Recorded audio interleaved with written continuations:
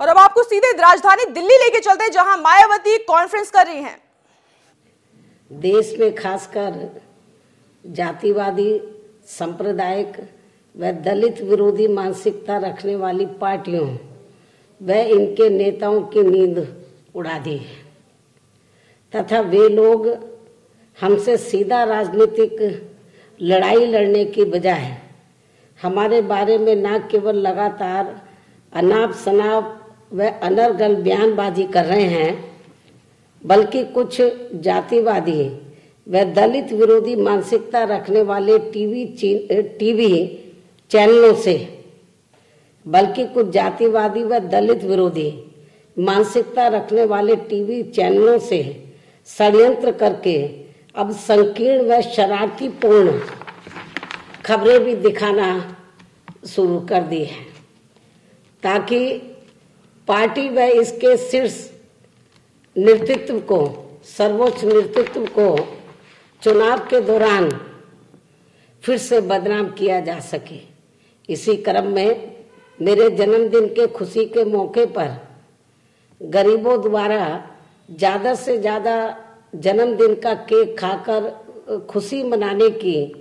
उनकी इच्छा को केक की लूट बताकर इसको नेगेटिव घटना के रूप में मीडिया द्वारा प्रचारित करना तथा इसके साथ ही मेरे छोटे भाई के बेटे श्री आकाश आनंद को, मेरे छोटे भाई के बेटे श्री आकाश आनंद को मेरे जन्मदिन के मौके पर लखनऊ में हाल ही में मेरे साथ कुछ कार्यक्रमों में शामिल रहने पर उसको पार्टी में बढ़ावा देने व उत्तराधिकारी आदि के रूप में खासकर एबीपी न्यूज द्वारा पूरा कार्यक्रम बनाकर प्रदर्शित करना, ये सब बीएसपी विरोधी षड्यंत्र है, जिसकी जितनी भी निंदा की जाए वह कम है। इस प्रकार से कुछ मीडिया द्वारा जातिवादी व दलित विरोधी मानसिकता रखने वाली पार्टियों के इशारे व षड्यंत्र के तहत चरित्र हनन व मूवमेंट को आघात लगाने का प्रयास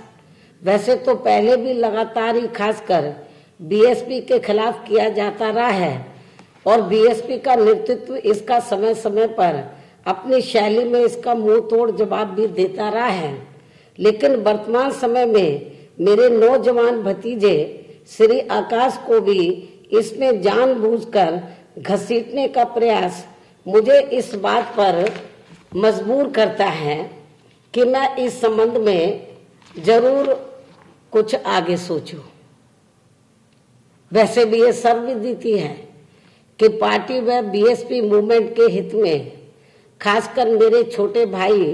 श्री आनंद कुमार व उसके परिवार के लोगों ने विशेषकर सन 2003 के बाद से लगातार अनेकों प्रकार की दुख तकलीफें व कुर्बानियां आदि देकर मेरा 24 घंटे साथ दिया है। हर पल व हमेशा व 24 घंटे साथ दिया है, अर्थात इनका बीएसपी मूवमेंट को बड़े खामोशी के साथ बिना किसी पद के ही सहयोग करते रहने में काफी बड़ा योगदान रहा है। और इसलिए मैंने पार्टी के अधिकांश लोगों की सलाह पर ही श्री आनंद कुमार को पार्टी में न केवल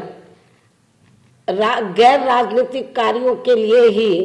पार्टी का राष्ट्रीय उपाध्यक्ष पिछले दिनों बनाया था, परंतु मुझ पर परिवारवाद का थोड़ा भी कोई आरोप ना लगने पाए, इस मिशनरी सोच को ध्यान में रखकर ही श्री आनंद कुमार ने खुद ही आगे बढ़कर अपना पद त्यागने का प्रस्ताव किया और कहा कि हमेशा की तरह ही वे बिना किसी पद के पार्टी व मूवमेंट की सेवा लगातार करते रहेंगे। यह मूवमेंट के लिए उल्लेखनीय बात है, जिसको फिर काफी सराहा भी गया और तब फिर उसके बाद वह और उसका परिवार पहले से भी और ज्यादा पूरी तत्परता के साथ बीएसपी की मूवमेंट को समर्पित है। लेकिन मेरे जन्मदिन के शुभ अवसर पर श्री आनंद कुमार के बेटे श्री आकाश को, जो अपने माँ बाप के साथ मेरे साथ ही दिल्ली में रहता है उसे लखनऊ के कुछ कार्यक्रमों में मेरे साथ दिखने पर उसको तुरंत ही कुछ मीडिया द्वारा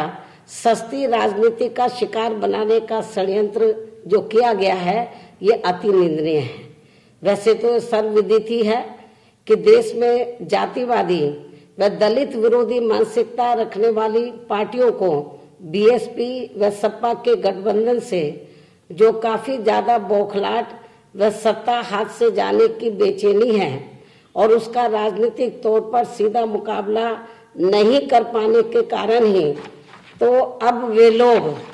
वैसी ही संकीर्ण व जातिवादी मानसिकता रखने वाले कुछ मीडिया के माध्यम से सस्ती व घिनौनी राजनीतिक षड्यंत्र पर उतर आए हैं, तो उसका मुंह तोड़ जवाब देना भी हमें आता है। हम दब्बू किस्म के लोग नहीं हैं कि सुनकर बैठ जाएंगे, घबरा जाएंगे। उसका मुंह तोड़ जवाब देना भी हमें आता है। ऐसी ही बीएसपी के संस्थापक मान्यवर श्री कांशीराम जी की चर्चित राजनीतिक शैली भी रही है। मीडिया अच्छी प्रकार से जानता है कि मान्यवर श्री कांशीराम जी मीडिया को किस प्रकार से वो जवाब देते थे। समय समय पर उनको मुंह तोड़ जवाब उन्होंने दिया भी है, सब लोग जानते हैं। मैं उन्हीं की ही शिष्या हूँ, चेली हूँ, तो मैंने बहुत कुछ सीखा उनसे। इसलिए जैसे को तैसा जवाब देने के क्रम में अब मैं आगे अवश्य ही श्री आकाश को बीएसपी मूवमेंट से जोड़कर उसे संघर्ष से जोड़ने व उससे सीखने का अवसर जरूर अब मैं प्रदान करूंगी। ये सोच रहेंगे कि मैं किनारे कर दूंगी, लेकिन मैं मान्यवर श्री कांशीराम जी की शिष्या हूँ,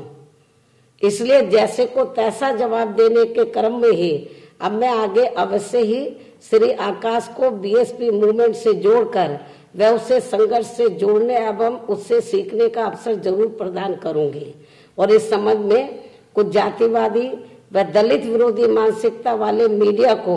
अगर तकलीफ होती है तो हो, इसके हमारी पार्टी को कोई परवाह नहीं है। इसके साथ ही इस संबंध में दूसरी पार्टियों तथा इनके नेताओं द्वारा परिवारवाद को खुले तौर पर बढ़ावा देने पर ऐसे जातिवादी मीडिया के लोग अपनी आंखें क्यों बंद कर लेते हैं, ये भी देश की आम जनता अच्छी तरह से जानती है।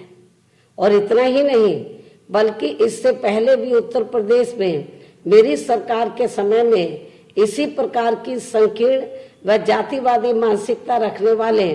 कुछ मीडिया वालों ने अपने आप को काफी निचले स्तर पर गिराकर मेरे चप्पल व सैंडल आदि के संबंध में भी काफी गलत व मिथ्या खबर फैलाकर जनता को भ्रमित करने का यह घिनौना राजनीतिक षड्यंत्र रचा था, जो कि जग जाहिर है। और अब वे ही लोग या इस किस्म के लोग ही, मीडिया के इस किस्म के लोग ही मेरे भाई के लड़के श्री आकाश के भी चप्पलों के पीछे पड़ गए और उसकी कीमतें ऐसे बता रहे जैसे इन्होंने ही उसे चप्पल खरीद कर दे दी हो। इस प्रकार से देश का कुछ मीडिया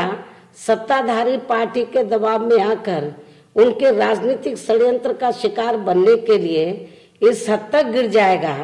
कि उसे जनता में अपनी इमेज में विश्वास बनाए रखने की थोड़ी भी परवाह नहीं होगी या नहीं रहेगी। ये न केवल गंभीर चिंता की बात है, बल्कि आगे के लिए गंभीरता पूर्वक सोचने वाली बात भी है। धन्यवाद।